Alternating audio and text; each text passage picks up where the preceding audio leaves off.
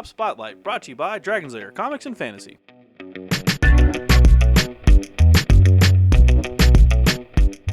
Hey everybody, I'm AdamHarry from Bella Souls with Drake from Dragon's Lair Comics and Fantasy. And we're back with another Tabletop Spotlight. Drake, this is an interesting looking game. What is this called? This is a new board game from Stronghold Games called Pursuit of Happiness. Oh. And basically you take on the role of a person and play through their life. Okay. Pursuing happiness. Quantifying their satisfaction through their entire life, from birth to death. So this sounds a little bit like the Game of Life, Yeah. but maybe a new twist on that? Except like an actual board game. That's not just spin, what happens? Okay, do that. There's actual strategy involved, there's actual gameplay, you have to make decisions and choices of how you spend your time, how you evaluate, how you balance productivity with leisure and maintain your stress levels. Where's the option to eat fast food and play video games? Is that just... It's right. Got it, cool. Let's go take a look inside the Pursuit of Happiness. All right, Drake, we have the Pursuit of Happiness here. It's a pretty cool looking box. Let's look at the back real quick. So there you have it. There's what the board's gonna look like. There's all the components, right? For the most part, yeah. This is an example of the game in play. Yeah. You're set up at a glance. Looks like you have some choices to make as far as activity time. This looks like stress levels and some other things. Okay, I can get behind this. Oh, it's got some stuff in there too. It's got some weight in there. All right, here we go. Let me open this up. And what's in the box? The rule book. We have the rule book. We'll take a look at that here in a minute. Yep. It doesn't look like a very thick rule book. No. A couple of pages there. 15. 15 or so. Here is the first punch-out tokens. Punch-out tokens. These are front and back, as you can see. Nice. Front and back on that one. All right. So here's our board. Yep. Oh, it's bigger than I thought. Oh yeah, nice.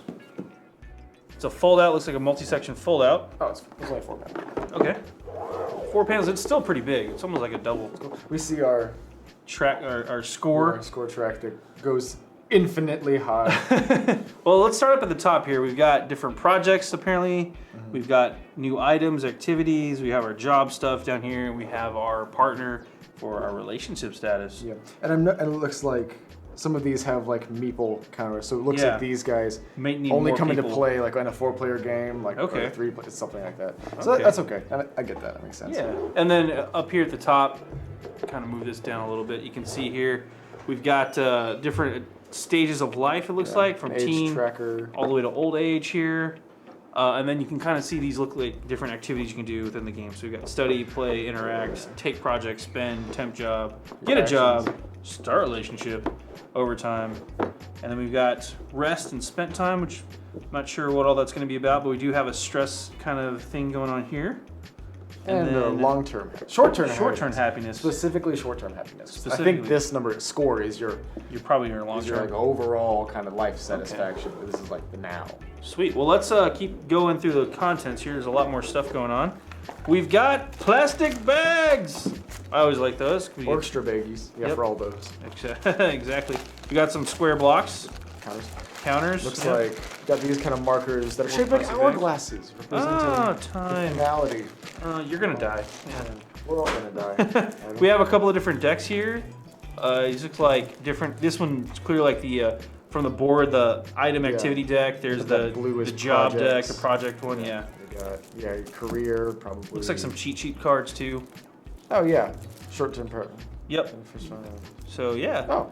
Okay, that's everything in the box, though, and we have this nice little Pursuit of Happiness. It's a beach. It's a beach. When you retire. When you retire. Hopefully. All right, cool. Let's go ahead and grab the rule book real quick. Yep. That's everything in the box. So I'll slide it to the side. Not much. There's not a ton going on here. It doesn't seem terribly complicated. Yeah. It's kind of what you expect. So there's everything we just went over. All the different projects. There's 60 project cards, 60 items and activities, 18 jobs and a cover card. So 12 the top partners, of these are cover all card, life goals, child. Yeah. So it looks like these actual cards themselves are all double-sided. Okay. And so they keep things random and keep the ambiguity. They have this like blank cover card that you put on top of the deck, so you never know which one it's gonna draw. be. Okay. Okay. Nice. That's a cool way to balance heavy information with that. Yeah. Let's see. Common desire for happiness. How do you win this game? I like that it includes the rule book in the components. Like, you should have this book in this book. And this. Yes. Smart. There's a quick breakdown of the setup real fast. Okay. It's everything in the middle of the board. kind of tilt that edge up there for you for that glare. So, and then it just kind of goes over everything there. So, challenge traits. Short-term happiness, long-term happiness. Long-term, Drake was right. That looks like it's the outskirts. So, good call, Drake. Are you a game designer? Nope. Quick round overview. Actually, let me skip ahead real quick. I want to know how to win. So, entering old age, get a promotion, relationship here. So the round overview, we'll just go through this real quick. Round overview, really quick. There's a upkeep phase, action phase, and a round phase. Upkeep phase, drawing some cards, obviously. Depends on the pile. Then we've got, what is it? The action phase. We've got more over here about the upkeep phase. So that's all stress tech. Basically, you're going to be moving a lot of tokens and stuff around in this game to keep track of different effects going on based on your choices. So in your action phase, this is the things where you can move the hourglass markers on the action space. That was, can you grab the board real quick? The action phase, the action options there were these right here. So you choose your action, and that can affect your stress levels and stuff like that. Right, like if you perform the same action multiple times. It could affect your stress. You'll add a stress.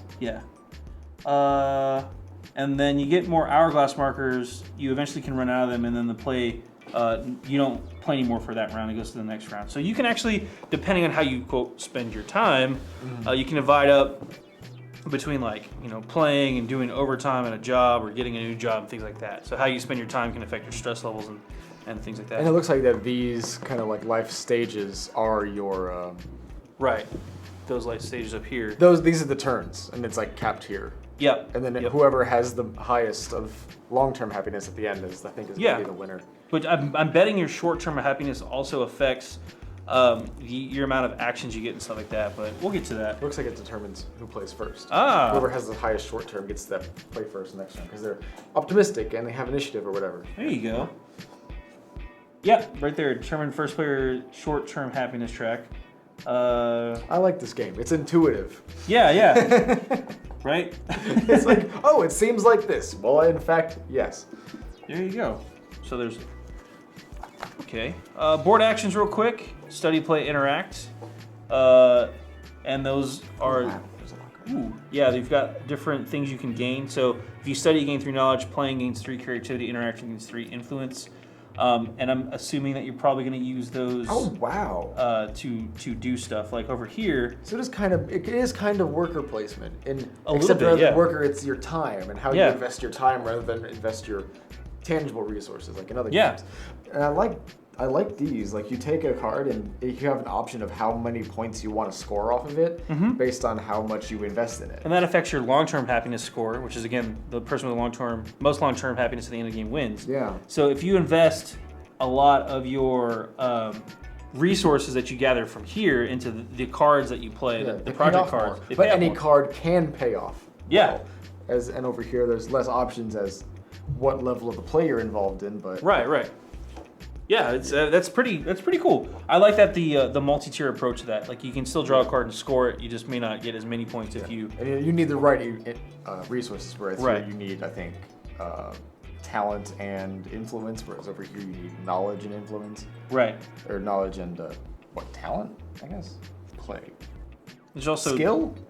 Yeah, play is creativity. Sorry. Creativity. Oh, here it is. Yes. I see.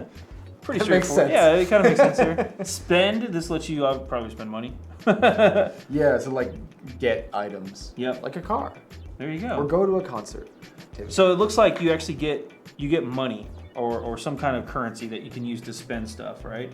And then that will actually net you more resources. That can affect your short-term happiness, so you can go first. It can give you more relationship points, more project points, and things like this. This one over here can actually give you your creativity a boost. That's cool. Yeah, so from playing. That makes sense. Yeah, that's pretty cool. I like it. Different ways to push stuff up. Getting a job obviously is going to net you more money, job reward. It does have an upkeep cost apparently. Yeah. So, yeah. And you can spend this to get a promotion. Yeah. And increase it to that. Nice. And that increases your long-term happiness stat too. So that's always good. Cha-ching, start relationship. Again, more stuff here. Different level of rewards. Go on a date. Relationship. We're dating Martha. Hi, Martha. How's it going? What do we got here? So again, more resources you stay. It's just like you said. And they're only willing to stay with you as long as you maintain a certain level. You don't have to pay. This is the upkeep, but you still need to have at least 5 influence for her to like. Yeah. I mean, it's building that relationship. It makes sense. Okay. And it affects your long-term happiness too. So, but again, the overtime is probably going to be do more things in your life, but can cost your health. So that's what these little things are: stress and health. So I'm assuming you probably have to keep your health at a certain point to be able to complete actions and stuff like that. You lose out on actions, or you get fewer or whatever. Overtime, it looks like it gives you 2 more hourglasses, but you gain 2 stress off of that. Yeah. So again, it's like we said earlier, this is a worker placement game, but the workers are actually your time. And you're playing over the course of a lifetime, quote unquote. So that's cool. Yeah. I like this. This seems like an interesting game, and then obviously rest. So gets you good health. You need that. You need to balance it, otherwise you'll just die. So yeah, it talks about all the different things about advancing projects or developing relationships. We're not going to get into all that how to play stuff. And there's that magical stress track we were talking about. When you get into old age. Yep. Overline action. Can't work overtime. Overtime's no longer an option. Everybody gets stressed. Whoops! About dying. Short-term happiness provides 3 benefits. First, player. When you take or advance a project, you may pay 1 less resource of your choice. Per short-term happiness. If you're really high up there, yeah. Oh, nice. So being happy is the key to being productive. Take note, people out there. Pro strats from the pros. There he goes. So make sure to take time to rest, because it'll actually make you be more productive. I don't know. Whoa. What? Anyway. My professor says. It's interesting. But that is the quick rundown of the game. Again, you are trying to... there's actually a solo game of this. You have to get... That's kind of sad, actually. There's a solo game. I don't know what to think about that. But if you get to 50 long-term happiness, you win the game. Solo. Sorry, that's sad. But you can do it alone. You can do it. But yeah, there's other stuff too. Screw that's cool. The game ends when all players have died. Yep. Whoops. Yeah. You then perform the following: inheritance when you die. Pass on your loved ones your most valued experience possession. For every 5 resources and every 5 money that you died, get 1 long-term happiness. All right.